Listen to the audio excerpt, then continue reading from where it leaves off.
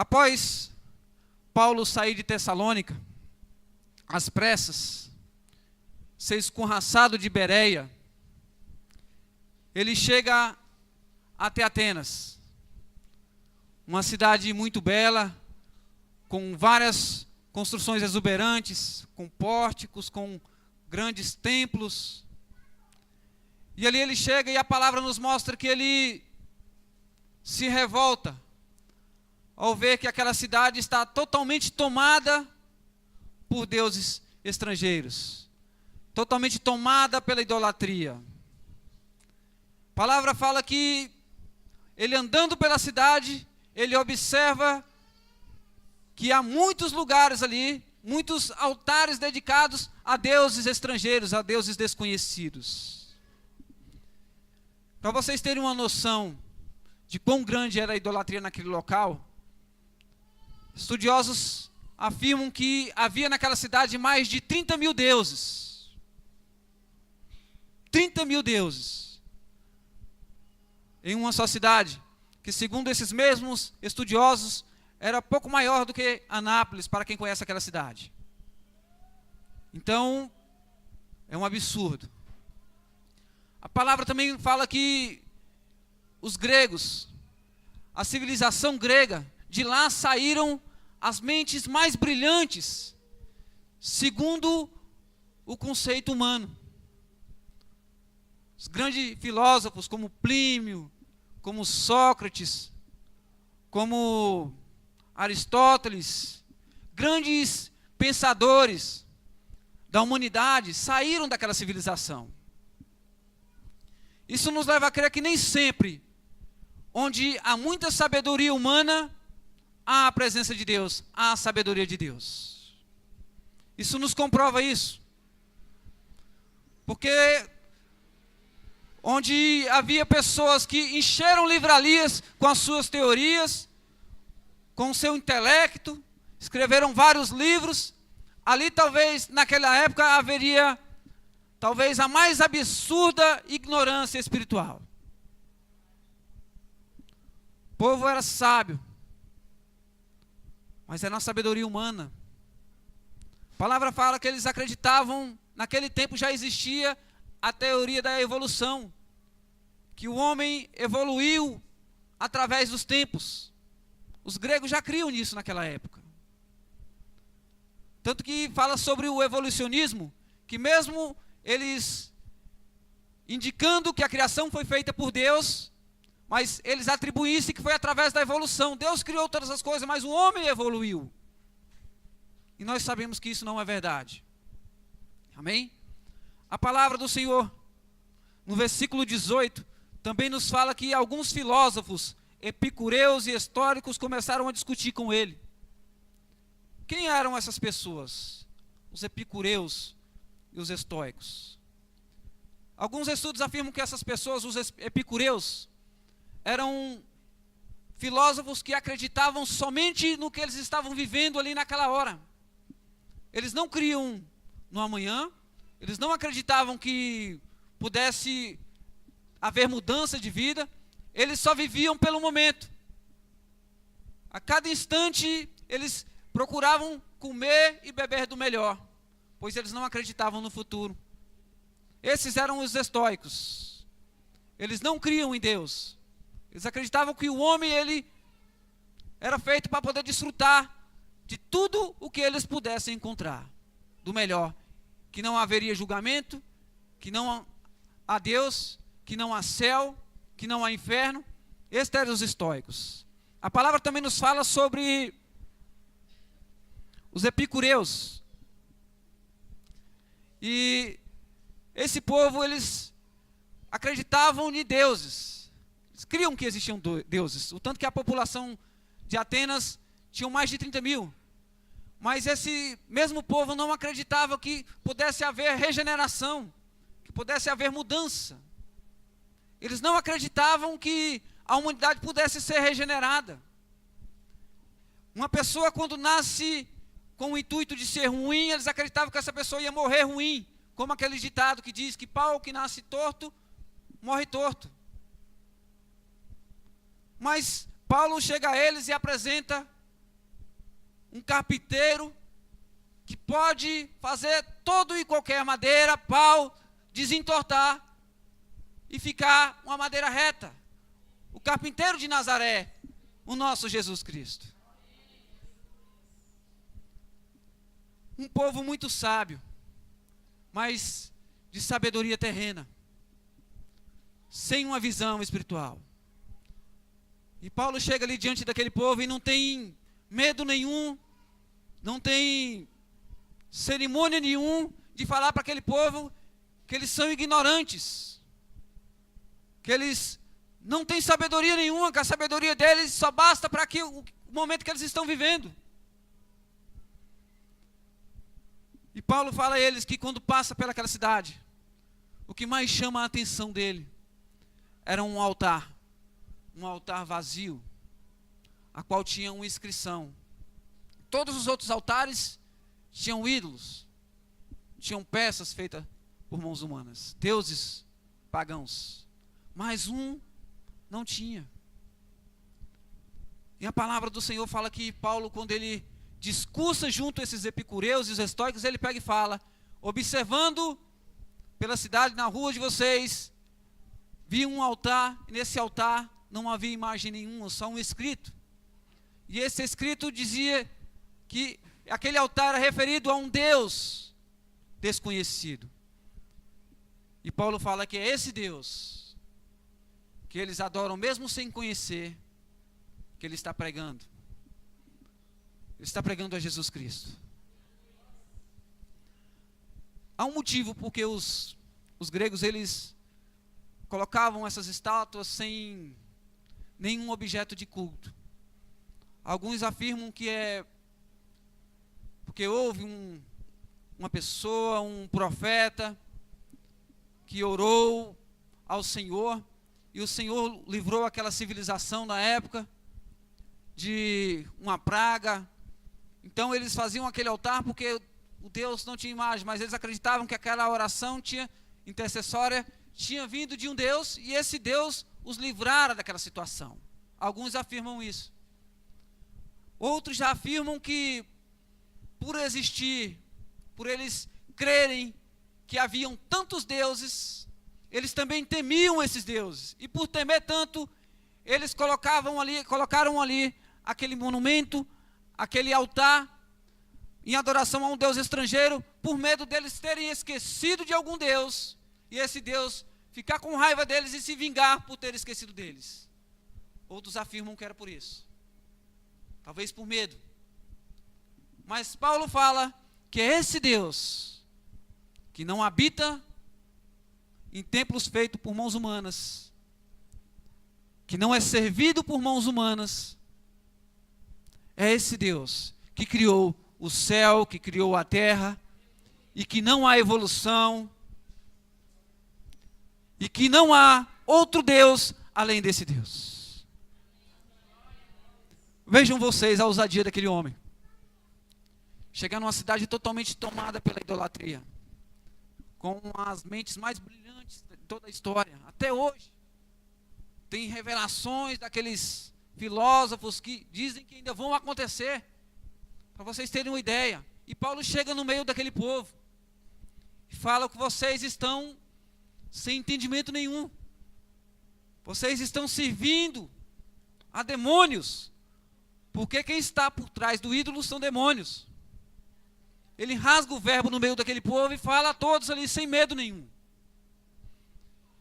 E o que me choca, o que confronta o meu coração, é nós vivermos num país que se denomina cristão, mas que escolheu para si uma imagem tirada do fundo de um rio e atribuem a ela ser a padroeira, ser a protetora de cada um de nós. Paulo, quando ele chega àquela cidade, no início aqui está falando que ele se revolta, ele fica indignado ao ver que toda aquela cidade estava tomada por ídolos. E nós vivemos num país que tem até um feriado nacional, que é dedicado a uma imagem, a uma escultura. Isso devia, irmão, criar revolta dentro de mim e dentro de você. Não uma revolta de você chegar e brigar com essa pessoa, mas uma revolta de você fazer igual Paulo, você chegar e você mostrar a verdade, você abrir o verbo, sem ter medo nenhum de falar a verdade. Vocês estão adorando a demônios. O único protetor, o único salvador que nós temos é o nosso Senhor Jesus Cristo. Só há um Deus, não há outro. A palavra está falando que Deus não habita em templos feitos por mãos humanas. O ídolo, ele é pau, ele é madeira, ele é pedra, ele é ouro, ele é prata. Mas se você pegar um ídolo e colocar aqui, ele vai ficar aqui. Se você jogar ele num canto, ele vai ficar naquele canto. Se ele cair e quebrar, ele vai ficar quebrado. Não passa disso. E o povo está totalmente enganado hoje. O povo voltou às fábulas, como diz também o apóstolo Paulo. Totalmente desprezo ao conhecimento verdadeiro. Eles não leem a Bíblia. Eles não acreditam. Por mais que alguns ainda leem, eles deixam de ter uma visão real e verdadeira porque foram ensinados pelos seus pais, foram ensinados pelos avós. Então, por mais que eles conheçam a verdade, eles não aceitam. Porque é um ensinamento hereditário que veio de pai para filho. Eu cansei de ouvir isso já, irmão. Cansei. Você chegar numa pessoa para poder pregar, não, eu sou assim porque meu pai era assim, minha mãe me ensinou assim. Então eu vou ser assim. Não mudam. O coração está empedrecido. O coração virado pedra, meu irmão. Nessa noite, meu irmão, esse mesmo Deus que criou todas as coisas, o Deus que é misericordioso, pois a palavra aqui também fala que Ele não levou em conta o tempo da nossa ignorância. Ele não levou em conta o tempo que nós andamos errados, que nós andamos no pecado. O importante para Deus é o porvir, o que você vai fazer daqui para frente. Talvez você não tinha convicção do pecado, por que você pecava, mas você está aprendendo a cada dia, diante da presença de Deus, o que é certo, o que é errado. Cabe a você, de agora em diante, você tomar uma postura de vida, mudar a sua caminhada e buscar a Deus como deve ser feito. Não há nada, meu irmão, que nos separa do amor de Deus. Nada. O Senhor, bem antes de nós existirmos, Ele já tinha predestinado tudo que vai acontecer na nossa vida. Quero que você creia nisso. Você está aqui não é por acaso. Você tem alguém na sua família que luta contra você vir para a igreja, não é por acaso. Pois a palavra fala também que Paulo também tinha um espinho na carne. Não fala qual é o espinho, mas esse também pode ser um espinho na nossa carne. Talvez tenha um parente seu que está dentro da sua casa te atribulando o dia todo, principalmente no dia de culto. E você não consegue vir para aprender mais do Senhor. É o que mais acontece. Dias de culto é o dia de mais tribulação, é o dia de mais... Se você não vigiar, você não consegue vir. Se você não colocar na sua mente que você tem que vir para adorar o Senhor, você não consegue. Porque é tribulação de todo lado. E nós devemos viver uma vida santa. A palavra do Senhor, no versículo 34, diz assim: alguns homens se juntaram a ele e creram. Entre eles estava Dionísio, membro do Areópago, e também uma mulher chamada Dâmaris, e outros com eles. A palavra do Senhor, ela nos fala que através da pregação de Paulo no Areópago, na praça, toda aquela cidade, toda a cidade, eu não estou falando de uma parte da cidade, estou falando de toda a cidade, não falava de outra coisa senão das novidades que eles ouviram falar. Vocês conseguem perceber isso? Você imagine cada um de nós, se nós pegássemos o que nós estamos aprendendo aqui e levássemos para dentro do nosso trabalho, para a escola, para a nossa casa, primeiramente, o tamanho da revolução que não ia haver, o tanto de pessoas convertidas. Paulo, através dessas mensagens aqui, de semanas que ele ficou lá, toda a cidade não falava de outra coisa, irmãos. No final, aqui no versículo 34, fala de duas pessoas. Citaram o nome de duas pessoas, mas creio eu que eram muitas que se converteram naquela cidade. Por mais que tenha sido uma cidade totalmente pagã. totalmente idólatra. Ali fala de Dionísio, que era um dos membros do Areópago, e de Dâmaris, entre outros mais. A palavra do Senhor, ela tem esse poder. Por mais que a pessoa passe boa parte da vida dela vivendo no pecado, vivendo na ignorância do pecado, quando a verdadeira face do Senhor, ela é direcionada aos nossos corações através da palavra dele, ela entra no nosso coração e na nossa mente, não há como nós se mantermos na mesma posição que estávamos. Não há. Não há. Se nós ficarmos atentos ao que o Senhor nos fala através da palavra dele, se nós quebrantarmos o nosso coração, deixarmos que a palavra do Senhor adentre em nosso coração, a sua vida vai mudar, meu irmão. Você vai ser transformado. As pessoas não vão entender o que está acontecendo na sua vida. Você que bebia, você que fumava, você que roubava, você que matava, você que prostituía, você que adulterava, você não vai fazer mais isso. E as pessoas vão te desconhecer. Elas vão te enxergar totalmente diferente, meu irmão. Tem pessoas que chegam até a gente que pegam e falam: fizeram foi uma lavagem cerebral em você. O que aconteceu contigo que você mudou tanto? Como pode a pessoa mudar dessa forma? Uma pessoa mudar do óleo para a água, da água para o óleo. Dois seres que totalmente distintos. Esse é o poder do Evangelho. Esse foi o poder que Deus usou através de Paulo ali naquele local. Não fala de muitas, a quantidade de pessoas que ali creram no Senhor Jesus, mas fala que muitos. Da mesma forma somos nós aqui hoje. O mundo está totalmente arrasado. O mundo está totalmente iludido. E o que se vê é pessoas, quando não adoram um ídolo de gesso, de pau e de madeira, ela está adorando um celular, está adorando a televisão, o computador, o notebook, o iPad. São ídolos também que nós devemos tirar da nossa vida. Porque tem coisas, meu irmão, que está tirando o seu tempo de você adorar o Senhor. Como havia lá em Atenas. O povo estava sendo enganado.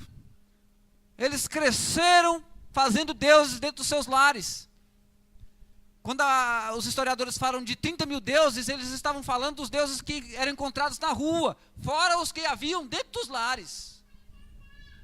O que cada um inventava para si. Hoje em dia está da mesma forma.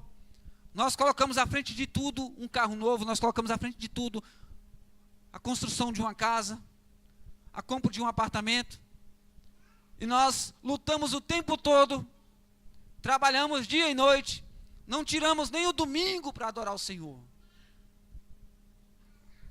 Creio que é a adoração da mesma forma que aquele povo fazia.